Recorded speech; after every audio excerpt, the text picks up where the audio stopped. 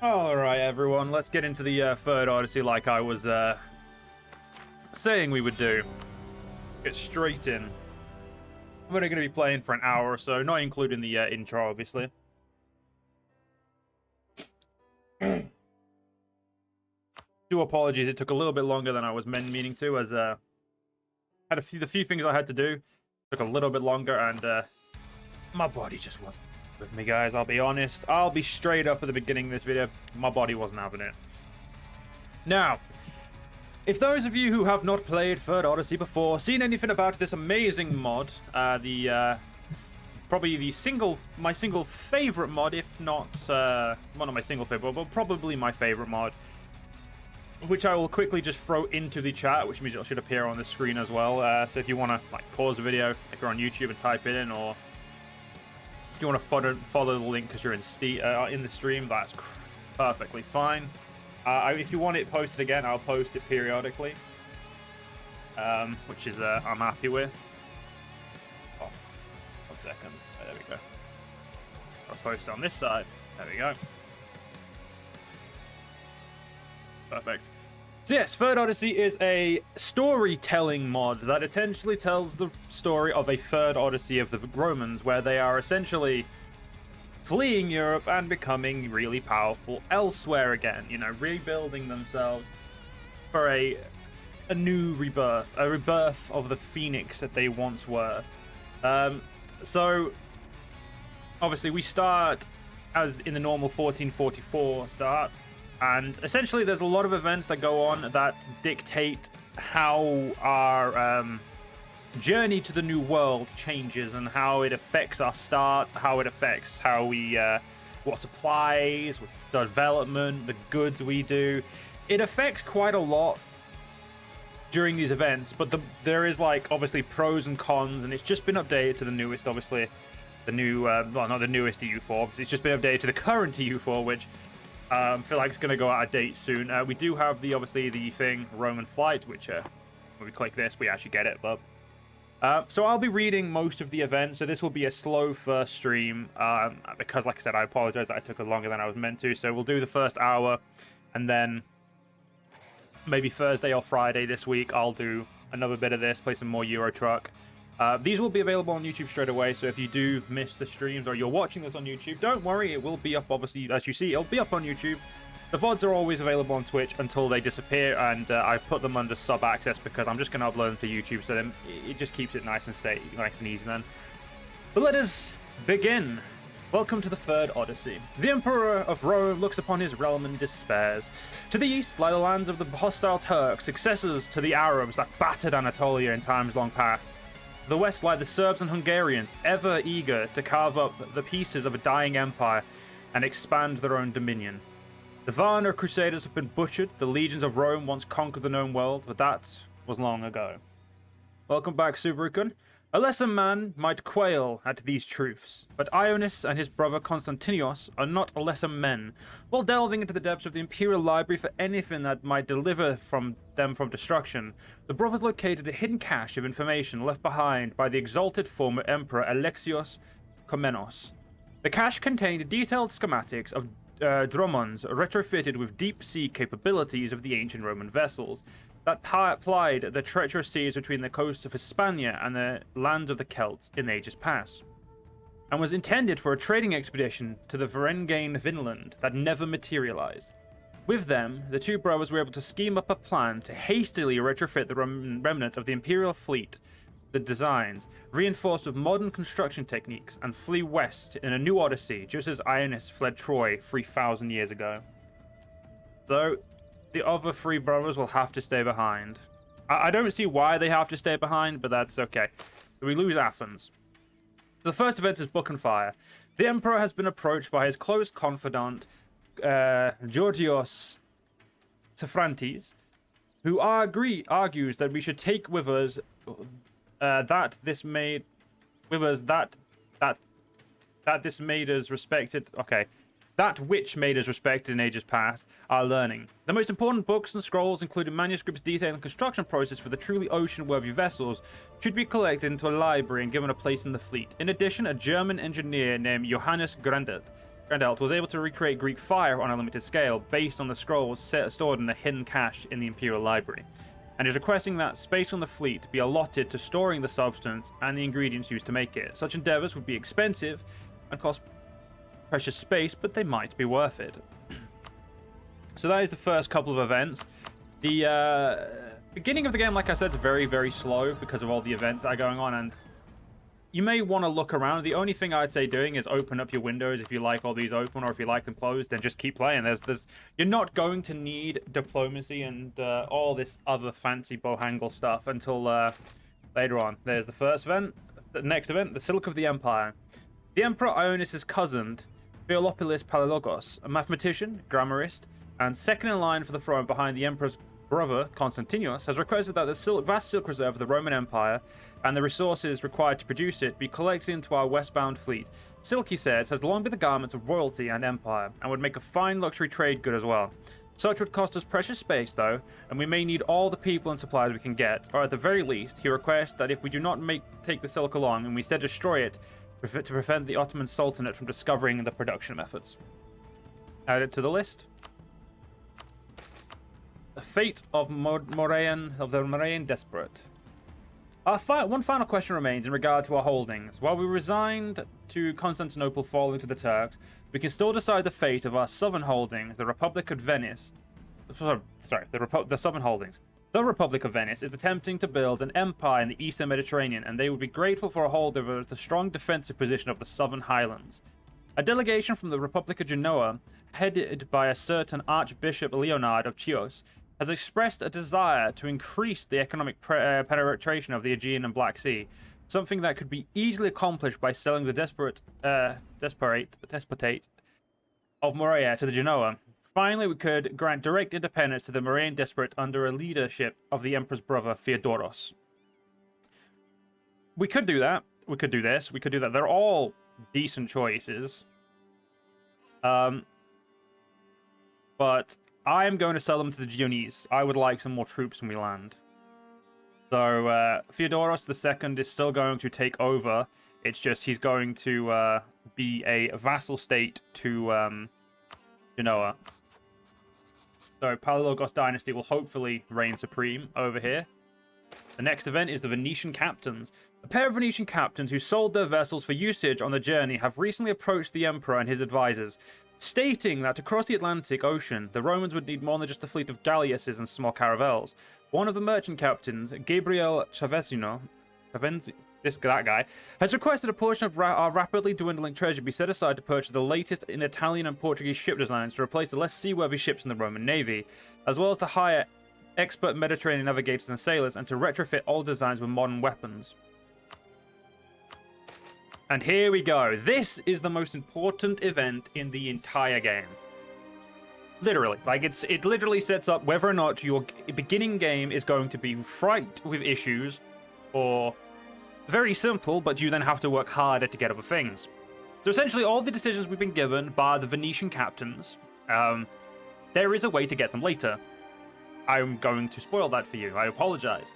There is a way. However, the events to get them become different and change, and you get less access to stuff early. Bringing these resources with you is a way to get them straight away, or at least get them in the first stages of your arrival. Go hard or go home? Nah, Subaru-kun, I never go hard. Unless we're doing a save scum run, in which case I'll go hard. I don't mind doing a save scum run, because this is Twitch. This isn't like, I'm not doing a let's play, I'm having some fun for you guys. But, yeah, so essentially, the resources you bring matter. Just, like, depending on your development. So, if you bring everything, which is a possibility, so if we dedicate ships to holding Greek fire, we load up the books and scrolls, we bring silk, and we hire the Venetian captains, we will have a supply status of abysmal.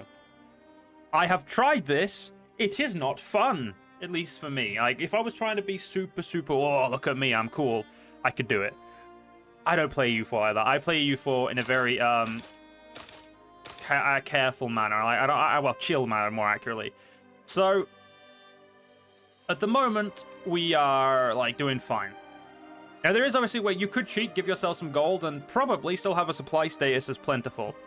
But we're not going to do that because that's cheating. We don't cheat over here. We save scum. There's a difference. Now, if you look at them, you can see specifically what they do. Now, the two that I actually care about are, weirdly enough, not... It's these two. It's the knowledge and the silk.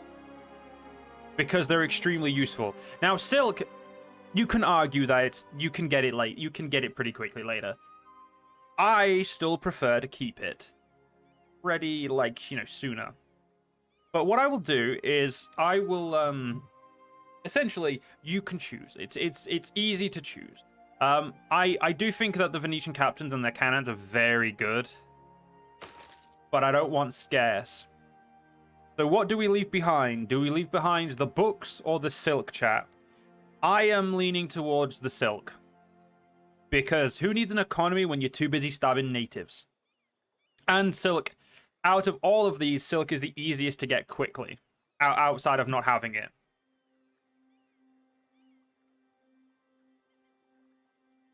So I will give this chat an opportunity. I do have a very... My chats are typically very, you know, lurker heavy. So I do apologize if everyone's lurking and, you know, don't want to speak up. But all I need is one answer. Do we leave the books or the silks? And while you do that, I'm going to quickly just check. I feel the 4-1 is not as good. So the Venetians are very useful to ensure all our ships get there. That's the reason I take them all the time.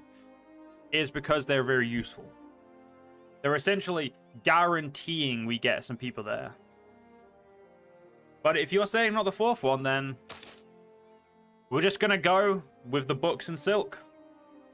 That's the chat has made its decision. One person made a decision because I'm a very small streamer, guys. You know, very, very small and small but cozy. I like to say small and cozy. So we'll leave the books and we'll keep the books. We'll keep the silk. We're leaving the Greek fire and we're leaving the cannons and the Venetians.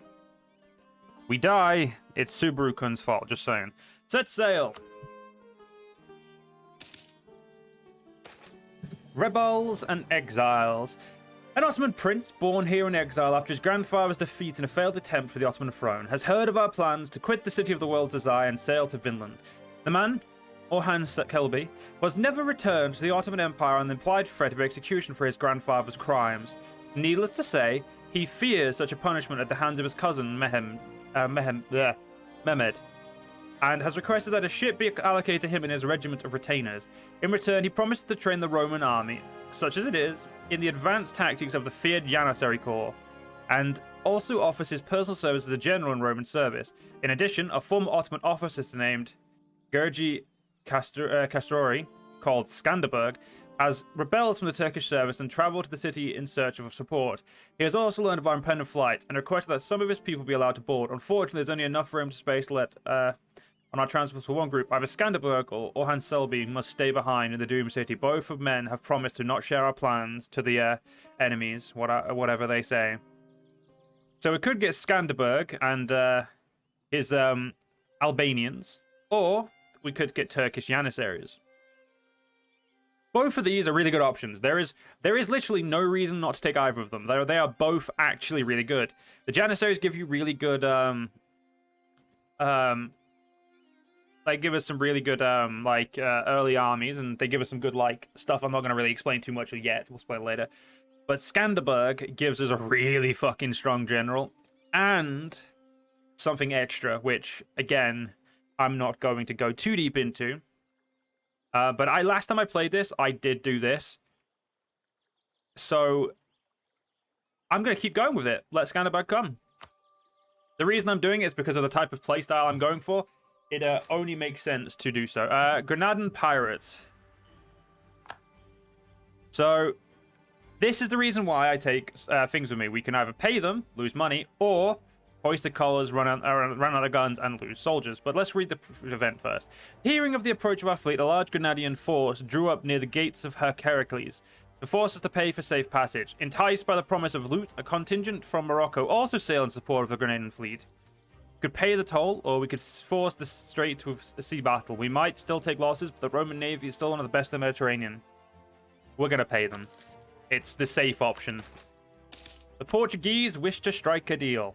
2 Portuguese ships sailed near our fleet today with an envoy. The leader states that one of the ships and accompanying supplies can be used by us on our travels, if we agree to share our discoveries with them. They are under the impression we are heading south to explore the coast of Africa.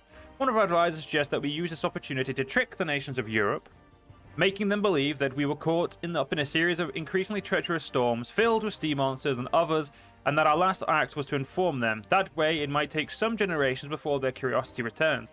Alternatively, we could inform the Portuguese of our true intentions, providing us with a potential future ally in Europe. Now again, both of these are very good. If you're playing like for the first time, I would sometimes say maybe go with the send them a fraudulent message. But it's like I also do think that telling the Portuguese is really good. They both have their very specific bonuses. Now, the specific in what I mean is like they're one of them essentially stops Europe coming to you sooner, and essentially gives you more time to expand before the interest of Europe becomes focused on America. And the other one is they find it pretty much the same time, maybe a little sooner, and it kind of makes colonizing a little bit more annoying in my opinion. So we're gonna go for a good catch, send them the fraudulent message. Because the Portuguese, you know, screw the Portuguese. And as you can see, we're slowly but surely making our way. It was a controversial thing in the Belliceus Romanum, and the Latin-sponsored Council of Florence had succeeded in convincing the Basilius to accept the primacy of the Pope in Rome. Not all, or most, or even many, were accepting of the logic of bowing to the Latins to avoid destruction by the Turks. It was not accepted in Russia, or by the general populace, and was only very reluctantly accepted by the Romans themselves. As Lucas Notarus, commander of the fleet, said it best, better the Turkish turban than the Latin mitre. Now, however, there is no more cause for pretense, as the Romans have passed beyond the power of those in the east and the west. Basilius Ionas VIII has, the minute the Portuguese coastline was out of sight, publicly repudiated the Council of Florence. So we're now Eastern Orthodox, which is the same as what we already were, but it's okay. As you can see, we're slowly making ourselves over to here. A storm approaches. For several weeks, we've had calm seas and good sailing. Sadly, all good things must end, and we've encountered a large storm that has swamped our fleet. Our only refuge was a relatively calm section in the center, and we were able to regroup there for a time. The brave captains from Italy and Portugal proved their worth in leading us to safely out of the storm for good. But after taking stock of the surviving ships, we've been informed that in addition to the Emperor falling ill, several of the ships have blown off course, including I'm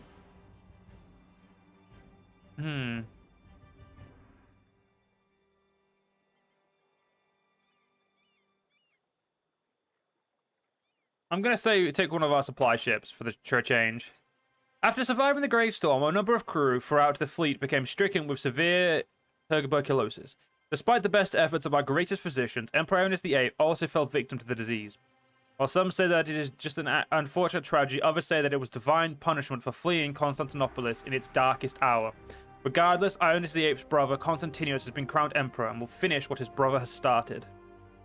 So we lost the stability, we gained the stability, so we're still at a base negative, we're still at a base standard. And here we go. As you can see, we're about to land. Journey's End. We landed with 6,000 men and 8 base hacks. Not bad, actually, to be fair. Despite everything, the toil, the hardship, the storms, the battle with the Moors, the desperate flight from the city, we have done it. We have ventured beyond the pillars of Heracles and lived to tell the tale. The western strands of our ancient Varangian bodyguards are verdant and green. And so we have given this land the name Elysium, after the ancient paradise afterlife. But heavy lies the head that wears the crown. Every piece of technology, every spear, sword, shield, every cuirass, helm, hauberk, every bow and every arquebuse, every cannon, every book, scroll, treaty, every roll of silk or linen, every flag that flies proudly and proclaims to the world that the empire of the Romans is not yet dead. It is one less man or woman, or bushel of wheat, or a barrel of supply. It is one less life saved from Turkish dominion. Even now, the last defenders of the empire must be making some doomed last stand in the Hagia Sophia, swords flashing in fearless defiance of their fate for an hour longer than until they are overcome. Mehmed must be smiling as he gives the orders to loot the Queen of Cities and sell those men and women left behind to a life of slavery. Strange barbarian men on the beach fled at our approach. We have a bigger concern than finding a few men who evidently have no plans to attack us. We must acquire good fields to set up farms in, iron mines to forge weapons, quarries to mine stone from, and land to expand our dominion over. We must build here, in Elysium, something greater than we could ever build in protestation to the Sultan. Send out the scouts. We must find out what's there. So our flagship becomes available for duty. Well, the Ethical Squad is born on behalf of our voyage. Some rationing we managed to minimize the loss of lives until now. Thanks to our people already hard at work established in the first settlement. Game 1 base tax. Our commanders are also at work similar force to force. Sadly, we lost sight of the part of our flotilla. We lost 1 base tax and manpower. All things considered, our fleet left our declining nation from south. Yep, a scanner book becomes available. So these are our troops. We also have access to Genoese militia. Oh no, we don't have access to them. Yeah, okay. Yeah, so this is our new home. This is our brand new thing. We are a nation in decline. The mission tree has not been changed in ages. It's a great mission tree, though, so do not worry that it's maybe not as filled out as other mission trees and other mods. It is a great mission tree. Now, the first thing we need to do is essentially just grow. That's it. So we're gonna get the next event. First contact. The scouts have returned to the fortified landing camp of a barbarian. The foreigner bore a barbarian Dane axe and was dressed in a long coat of mail. Were it not for his dark eyes and ruddy skin, one would almost believe him a Varangian. His tongue was utterly incomprehensible and matched no language spoken in Europe, but he switched to something almost familiar. A trader who spoke Danish. Swept along into the fleet by chance after he returned home from the cold north, was brought in to translate. A dialogue was established after several false starts. He claimed that many tribes competed for resources for land, for wealth and honor in this land, and that he stood as the half-guard for his own chieftain. He claimed that the largest of these tribes bore a carrion bird on their banner and were fierce warriors. What is your tribe called? He finally asked us. We are the Empire of the Romans. Okay. Our neighbors. The Barbari watchers build our new cities and hamlets, amused as would be proud parents. Yet the wives of the Barbar become wary, as if their children's imaginarum were being manifest by some dark, foreboding magic.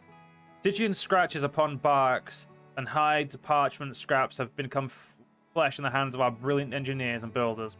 Day by day, bright amusements degrade ever more into suspicion behind their dark eyes. As they share their food and knowledge of land, so we share our skills of technique and artifice. For a time, they shall keep the peace, but for how long? Temperate Roman minds see the Barbari as a counterweight to our boundless ambition. Without their presence, we shall overreach, and our settlements become hollow. We need them more than they need us. Therefore, an accord must be reached with the councils. Warlike minds wish to do away with our neighbors, break them, and send them limping into the forest with the bones of their ancestors. Without their local knowledge, trade and labor contribution to our efforts, the establishment of our colonial will be hampered, but social cohesion will be higher, lest there sparks a conflagration like in the days of the Canori emperors. We get a colonist. We can now get eager settlers, which is really makes it so we can settle quicker for a first couple. I think it depends heavily on how many resources you brought. And we get peaceful beginnings until for 20 years with no native uprise chance. So start further development classifies treble development. Attacking local natives or failing to secure their loyalties will cause loss of development of the locals immigrate out of our lands. So tribal development is important. We'll do what must be done. So first things first, I always call it. So we can actually do native repression, but I think I'm going to do what I normally do, which is I'm going to do native trading policy. We're going to colonize. I'm going to colonize here first.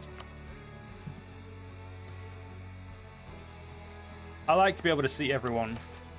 Salvaging the fleet. Upon unloading the last of the cargo from the remaining ships, our sailors realized that our fleet had taken more damage in the storm than we had originally thought, and it is in need of urgent repair. There is a debate occurring among the people of the usefulness of repairing the fleet at dawn, as it will be expensive to repair and maintain. The alternative is to break down the ships for wood, which we can then use to build the local infrastructure such as roads and housing, or build a basic wooden palisade around the settlement to help protect us from native incursion. Now, the best choice in this one is actually... Now, the ship deal is really good, but trade efficiency early on, it's not really that useful. The castle is the best. Getting something to defend the castle with is extremely important. Like, do not underestimate how useful it is. We'll mothball you two. Root corruption should always be maxed. Yeah, we're going to lose money for a little bit, but that's just how it works. These settlements do pop up pretty quickly, which is nice. We could get stability, as these techs are going to be a little bit out of our range. The Powhatan. We have fought several skirmishes with local